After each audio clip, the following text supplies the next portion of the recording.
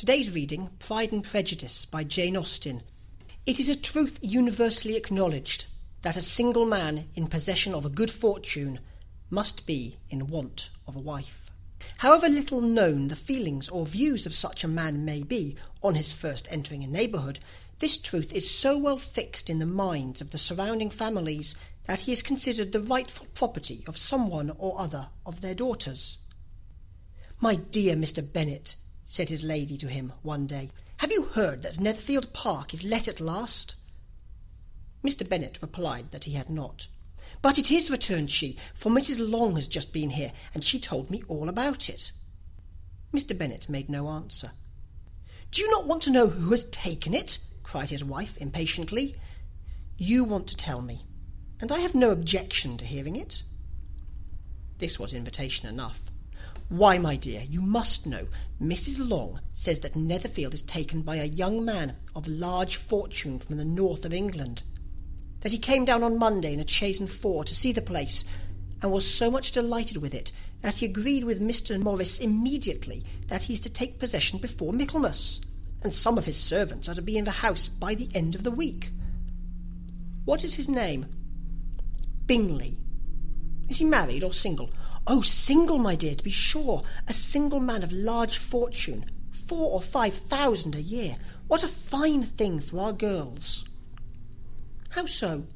How can it affect them?" "My dear Mr. Bennet," replied his wife, "how can you be so tiresome? You must know that I am thinking of his marrying one of them." "Is that his design in settling here?" "Design? Nonsense! How can you talk so? But it is very likely that he may fall in love with one of them, and therefore you must visit him as soon as he comes." "I see no occasion for that. You and the girls may go, or you may send them by themselves, which perhaps will be still better; for as you are as handsome as any of them, Mr. Bingley might like you the best of the party." "My dear, you flatter me. I certainly have had my share of beauty, but I do not pretend to be anything extraordinary now. When a woman has 5 grown-up daughters, she ought to give over thinking of her own beauty. In such cases a woman has not often much beauty to think of. But, my dear, you must indeed go and see Mr. Bingley when he comes into the neighbourhood.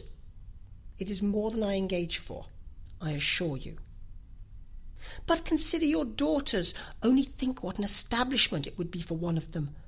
Sir William and Lady Lucas are determined to go, merely on that account, for in general, you know, they visit no newcomers. Indeed, you must go, for it will be impossible for us to visit him if you do not." "You are over-scrupulous, surely. I dare say Mr. Bingley will be very glad to see you, and I will send him a few lines by you to assure him of my hearty consent to his marrying whichever he chooses of the girls, though I must throw in a good word for my little Lizzie." "I desire you will do no such thing. Lizzie is not a bit better than the others. I'm sure she is not half so handsome as Jane, nor half so good-humoured as Lydia, but you are always giving her the preference."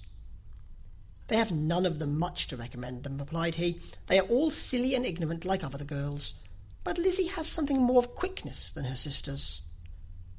"Mr. Bennet, how can you abuse your own children in such a way? You take delight in vexing me. You have no compassion for my poor nerves." "You mistake me, my dear.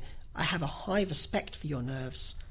They are my old friends. I've heard you mention them with consideration these last 20 years at least. Ah, you do not know what I suffer. But I hope you will get over it, and live to see many young men of 4,000 a year come into the neighbourhood. It will be no use to us if 20 such should come, since you will not visit them.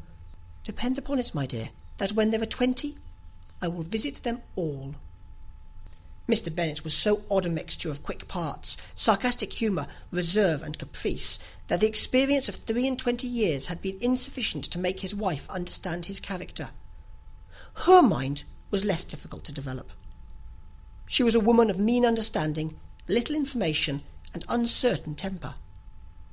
When she was discontented, she fancied herself nervous. The business of her life was to get her daughters married. Its solace was visiting and news. Chapter 2. Mr. Bennet was among the earliest of those who waited on Mr. Bingley. He had always intended to visit him, though to the last always assuring his wife he should not go, Until the evening after the visit was paid, she had no knowledge of it.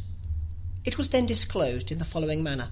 Observing his second daughter employed in trimming a hat, he suddenly addressed her with, "I hope Mr. Bingley will like it, Lizzie." "We are not in a way to know what Mr. Bingley likes," said her mother resentfully, "since we are not to visit." "But you forget, mamma," said Elizabeth, "that we shall meet him at the assemblies, and that Mrs. Long promised to introduce him." "I do not believe Mrs. Long will do any such thing. She has 2 nieces of her own. She is a selfish, hypocritical woman, and I have no opinion of her." "No more have I," said Mr. Bennet, "and I am glad to find that you do not depend on her serving you." Mrs. Bennet deigned not to make any reply, but unable to contain herself, began scolding one of her daughters. "Don't keep coughing so, Kitty, for heaven's sake. Have a little compassion on my nerves. You tear them to pieces." "Kitty has no discretion in her coughs," said her father. "She times them ill."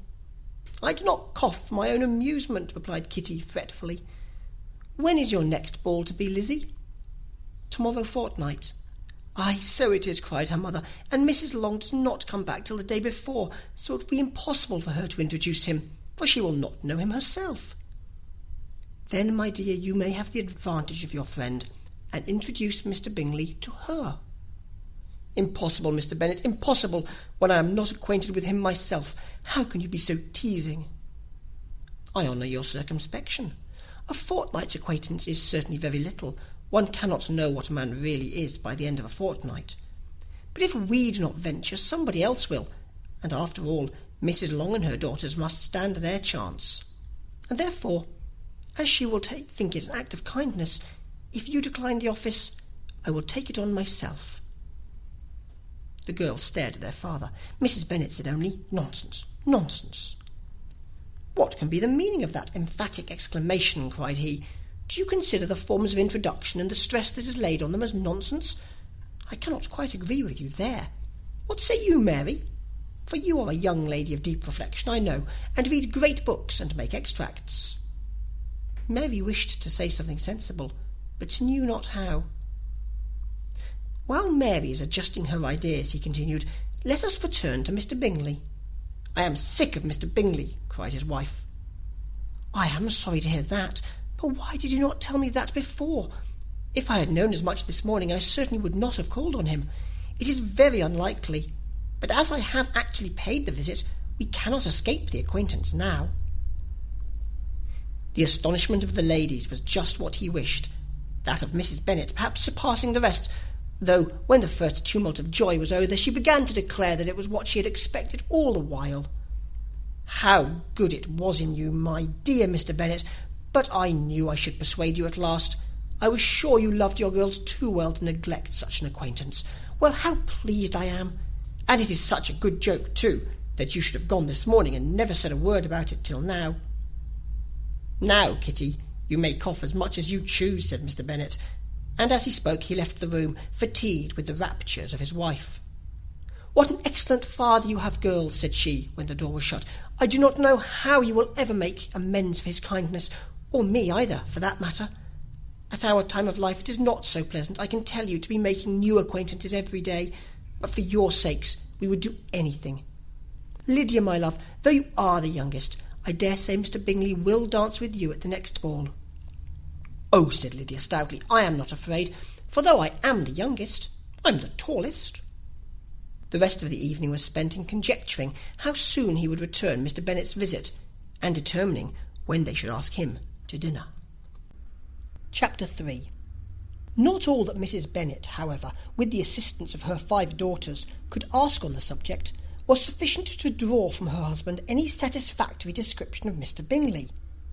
They attacked him in various ways, with barefaced questions, ingenious suppositions, and distant surmises, but he eluded the skill of them all, and they were at last obliged to accept the second-hand intelligence of their neighbour, Lady Lucas. Her report was highly favourable. Sir William had been delighted with him. He was quite young, wonderfully handsome, extremely agreeable, and to crown the whole, he meant to be at the next assembly with a large party. Nothing could be more delightful.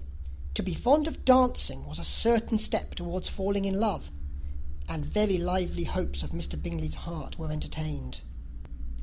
"If I can but see one of my daughters happily settled at Netherfield," said Mrs. Bennet to her husband, "and all the others equally well married, I shall have nothing to wish for." In a few days Mr. Bingley returned Mr. Bennet's visit, and sat about 10 minutes with him in his library. He had entertained hopes of being admitted to a sight of the young ladies, of whose beauty he had heard much, but he saw only the father. The ladies were somewhat more fortunate, for they had the advantage of ascertaining from an upper window that he wore a blue coat and rode a black horse. An invitation to dinner was soon afterwards dispatched, and already had Mrs. Bennet planned the courses that were to do credit to her housekeeping, when an answer arrived which deferred it all.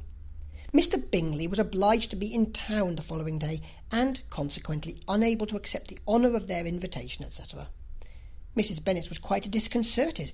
She could not imagine what business he could have in town so soon after his arrival in Hertfordshire, and she began to fear that he might be always flying about from one place to another, and never settled at Netherfield, as he ought to be. Lady Lucas quieted her fears a little by stating the idea of his being gone to London only to get a large party for the ball, and a report soon followed that Mr. Bingley was to bring 12 ladies and 7 gentlemen with him to the assembly. The girls grieved over such a number of ladies, but were comforted the day before the ball by hearing that instead of 12 he brought only 6 with him from London, his 5 sisters and a cousin. And when the party entered the assembly room, it consisted of only 5 altogether: Mr. Bingley, his 2 sisters, the husband of the eldest, and another young man. Mr. Bingley was good-looking and gentlemanlike. He had a pleasant countenance and easy, unaffected manners. His sisters were fine women, with an air of decided fashion. His brother-in-law, Mr. Hurst, merely looked the gentleman, but his friend Mr. Darcy soon drew the attention of the room by his fine, tall person, handsome features, noble mien, and the report, which was in general circulation within 5 minutes of his entrance, of his having 10,000 a year. The gentleman pronounced him to be a fine figure of a man. The ladies declared he was much handsomer than Mr. Bingley, and he was looked at with great admiration for about half the evening, till his manners gave a disgust which turned the tide of his popularity, for he was discovered to be proud, to be above his company, and above being pleased, and not all his large estate in Derbyshire could then save him from having a most forbidding, disagreeable countenance, and being unworthy to be compared with his friend. Mr. Bingley had soon made himself acquainted with all the principal people in the room. He was lively and unreserved, danced every dance, was angry for the ball closed so early, and talked of giving one himself at Netherfield. Such amiable qualities must speak for themselves. What a contrast between him and his friend! Mr. Darcy danced only once with Mrs. Hurst, and once with Miss Bingley, declined being introduced to any other lady, and spent the rest of the evening in walking about the room, speaking occasionally to one of his own party. His character was decided. He was the proudest, most disagreeable man in the world, and everybody hoped he would never come there again. Amongst the most violent against him was Mrs. Bennet, whose dislike of his general behaviour was sharpened into particular resentment by his having slighted one of her daughters. Elizabeth Bennet had been obliged, by the scarcity of gentlemen, to sit down for 2 dances, and during part of that time Mr. Darcy had been standing near enough for her to hear a conversation between him and Mr. Bingley, who came from the dance for a few minutes to press his friend to join it. "Come, Darcy," said he, "I must have you dance. I hate to see you standing about by yourself in this stupid manner. You had much better dance." "I certainly shall not. You know how I detest it, unless I am particularly acquainted with my partner. At such an assembly as this it would be insupportable. Your sisters are engaged, and there is not another woman in the room whom it would not be a punishment to me to stand up with." "I would not be so fastidious as you are," cried Mr. Bingley, "for a kingdom. Upon my honour, I never met with so many pleasant girls in my life as I have this evening, and there are several of them, you see, uncommonly pretty." "You are dancing with the only handsome girl in the room," said Mr. Darcy, looking at the eldest Miss Bennet. "Oh, she is the most beautiful creature I ever beheld. But there is one of her sisters sitting down just behind you who is very pretty, and I dare say very agreeable. Do let me ask my partner to introduce you." "Which do you mean?" And turning round, he looked for a moment at Elizabeth, till catching her eye, he withdrew his own and coldly said, "She is tolerable, but not handsome enough to tempt me. I am in no humour at present to give consequence to young ladies who are slighted by other men. You had better return to your partner and enjoy her smiles, for you are wasting your time with me." Mr. Bingley followed his advice. Mr. Darcy walked off, and Elizabeth remained with no very cordial feelings towards him. She told the story, however, with great spirit among her friends, for she had a lively, playful disposition which delighted in anything ridiculous. The evening altogether passed off pleasantly to the whole family. Mrs. Bennet had seen her eldest daughter much admired by the Netherfield party. Mr. Bingley had danced with her twice, and she had been distinguished by her sisters. Jane was as much gratified by this as her mother could be, though in a quieter way. Elizabeth felt Jane's pleasure. Mary had heard herself mentioned to Miss Bingley as the most accomplished girl in the neighbourhood, and Catherine and Lydia had been fortunate enough never to be without partners, which was all that they had yet learnt to care for at a ball. They returned, therefore, in good spirits to Longbourn, the village where they lived, and of which they were the principal inhabitants. They found Mr. Bennet still up. With a book he was regardless of time, and on the present occasion he had a good deal of curiosity as to the events of the evening, which had raised such splendid expectations. He had rather hoped that his wife's views on the stranger would be disappointed, but he soon found out that he had a different story to hear. "Oh, my dear Mr. Bennet," as she entered the room, "we have had a most delightful evening, a most excellent ball. I wish you had been there. Jane was so admired, and nothing could be like it. Everybody said how well she looked, and Mr. Bingley thought her quite beautiful, and danced with her twice. Only think of that, my dear. He actually danced with her twice, and she was the only creature in the room that he asked a second time. First of all, he asked Mr. Lucas. I was so vexed to see him stand up with her. But, however, he did not admire her at all. Indeed, nobody can, you know, and he seemed quite struck with Jane as she was going down the dance. So he inquired who she was, and got introduced, and asked her for the next two. Then the 2/3 he danced with Miss King, and the 2/4 with Maria Lucas, and the 2/5 with Jane again, and the 2/6 with Lizzie, and the Boulanger. If he had any compassion for me, cried her husband impatiently, he would not have danced half so much. For God's sake, say no more of his partner. Oh, that he had sprained his ankle in the first place. Oh, my dear, I am quite delighted with him. He is so excessively handsome. And his sisters are charming women. I never in my life saw anything more elegant than their dresses. I dare say the lace upon Mrs. Hurst's gown—" Here she was interrupted again. Mr. Bennet protested against any description of finery. She was therefore obliged to seek another branch of the subject, and related, with much bitterness of spirit, and some exaggeration, the shocking rudeness of Mr. Darcy. "But I can assure you," she added, "that Lizzie does not lose much by not suiting his fancy, for he is a most disagreeable, horrid man, not at all worth pleasing. So high and so conceited that there was no enduring him. He walked here and he walked there, fancying himself so very great. Not handsome enough to dance with. I wish you had been there, my dear, to have given him one of your set-downs. I quite detest the man." This is the end of Chapter 3. Chapter 4. When Jane and Elizabeth were alone, the former, who had been cautious in her praise of Mr. Bingley before, expressed to her sister just how very much she admired him. "He is just what a young man ought to be," said she, "sensible, good-humoured, lively, and I never saw such happy manners, so much ease, with such perfect good breeding." "He is also handsome," replied Elizabeth, "which a young man ought likewise to be, if he possibly can. His character is thereby complete." "I was very much flattered by his asking me to dance a second time. I did not expect such a compliment." "Did not you? I did for you. But that is one great difference between us. Compliments always take you by surprise, and me never. What could be more natural than his asking you again? He could not help seeing that you were about 5 times as pretty as every other woman in the room. No thanks to his gallantry for that. Well, he certainly is very agreeable, and I give you leave to like him. You have liked many a stupider person." Dear Lizzy." "Oh, you are a good deal too apt, you know, to like people in general. You never see a fault in anybody. All the world are good and agreeable in your eyes. I never heard you speak ill of a human being in your life."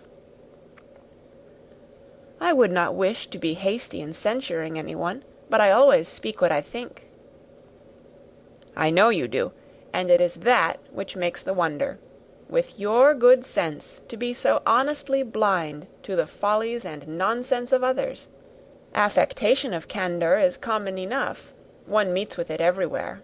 But to be candid without ostentation or design, to take the good of everybody's character and make it still better, and say nothing of the bad, belongs to you alone. And so you like this man's sisters too, do you? Their manners are not equal to his." "Certainly not, at first, but they are very pleasing women when you converse with them. Miss Bingley is to live with her brother and keep his house, and I am much mistaken if we shall not find a very charming neighbour in her." Elizabeth listened in silence, but was not convinced. Their behaviour at the assembly had not been calculated to please in general, and with more quickness of observation and less pliancy of temper than her sister, and with a judgment too unassailed by any attention to herself, she was very little disposed to approve them. They were in fact very fine ladies, not deficient in good humour when they were pleased, nor in the power of making themselves agreeable when they chose it, but proud and conceited. They were rather handsome, had been educated in one of the first private seminaries in town, had a fortune of 20,000 pounds, were in the habit of spending more than they ought, and of associating with people of rank, and were therefore in every respect entitled to think well of themselves and meanly of others. They were of a respectable family in the north of England, a circumstance more deeply impressed on their memories than that their brother's fortune and their own had been acquired by trade. Mr. Bingley inherited property to the amount of nearly 100,000 pounds from his father, who had intended to purchase an estate, but did not live to do it. Mr. Bingley intended it likewise, and sometimes made choice of his county; but as he was now provided with a good house and the liberty of a manor, it was doubtful to many of those who best knew the easiness of his temper, whether he might not spend the remainder of his days at Netherfield, and leave the next generation to purchase. His sisters were anxious for his having an estate of his own; but though he was now only established as a tenant, Miss Bingley was by no means unwilling to preside at his table, nor was Mrs. Hurst, who had married a man of more fashion than fortune, less disposed to consider his house as her home when it suited her. Mr. Bingley had not been of age 2 years when he was tempted by an accidental recommendation to look at Netherfield House. He did look at it, and into it for half an hour, was pleased with the situation and the principal rooms, satisfied with what the owner said in its praise, and took it immediately. Between him and Darcy there was a very steady friendship, in spite of great opposition of character. Bingley was endeared to Darcy by the easiness, openness, and ductility of his temper, though no disposition could offer a greater contrast to his own, and though with his own he never appeared dissatisfied. On the strength of Darcy's regard, Bingley had the firmest reliance, and of his judgment the highest opinion. In understanding, Darcy was the superior. Bingley was by no means deficient, but Darcy was clever. He was at the same time haughty, reserved, and fastidious, and his manners, though well bred, were not inviting. In that respect his friend had greatly the advantage. Bingley was sure of being liked wherever he appeared. Darcy was continually giving offence.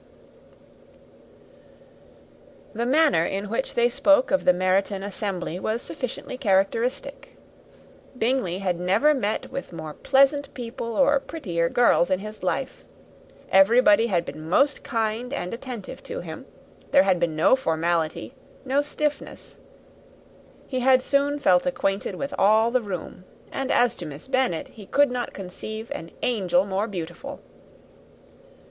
Darcy, on the contrary, had seen a collection of people in whom there was little beauty and no fashion, for none of whom he felt the smallest interest, and from none received either attention or pleasure. Miss Bennet he acknowledged to be pretty, but she smiled too much.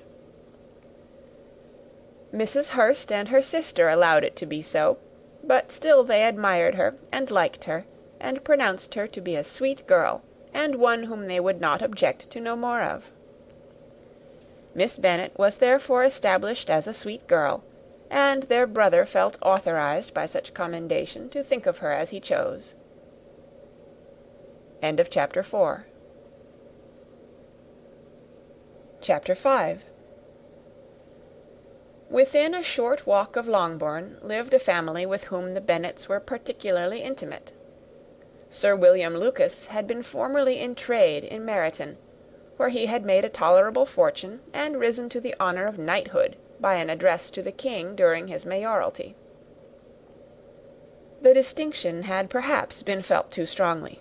It had given him a disgust to his business, and to his residence in a small market town, and, in quitting them both, he had removed with his family to a house about a mile from Meryton, denominated from that period Lucas Lodge, where he could think with pleasure of his own importance, and, unshackled by business, occupy himself solely in being civil to all the world. For, though elated by his rank, it did not render him supercilious. On the contrary, he was all attention to everybody. By nature inoffensive, friendly, and obliging, his presentation at St. James's had made him courteous. Lady Lucas was a very good kind of woman, not too clever to be a valuable neighbour to Mrs. Bennet. They had several children. The eldest of them, a sensible, intelligent young woman, about 27, was Elizabeth's intimate friend.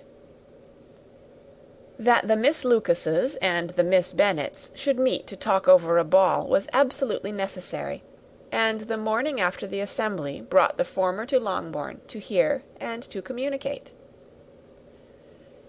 "You began the evening well, Charlotte," said Mrs. Bennet, with civil self-command, to Miss Lucas. "You were Mr. Bingley's first choice." "Yes, but he seemed to like his second better." "Oh, you mean Jane, I suppose, because he danced with her twice. To be sure, that did seem as if he admired her. Indeed, I rather believe he did. I heard something about it, but I hardly know what. Something about Mr. Robinson." "Perhaps you mean what I overheard between him and Mr. Robinson. Did not I mention it to you?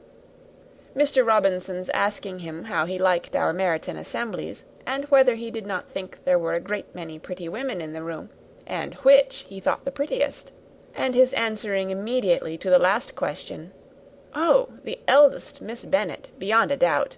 There cannot be two opinions on that point.'" "Upon my word! Well, that is very decided indeed. That does seem as if... But, however, it may all come to nothing, you know."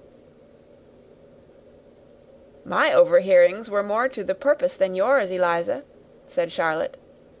"Mr. Darcy is not so well worth listening to as his friend, is he? Poor Eliza! To be only just tolerable.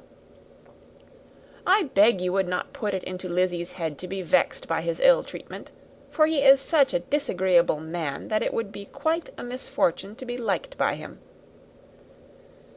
Mrs. Long told me last night that he sat close to her for half an hour, without once opening his lips."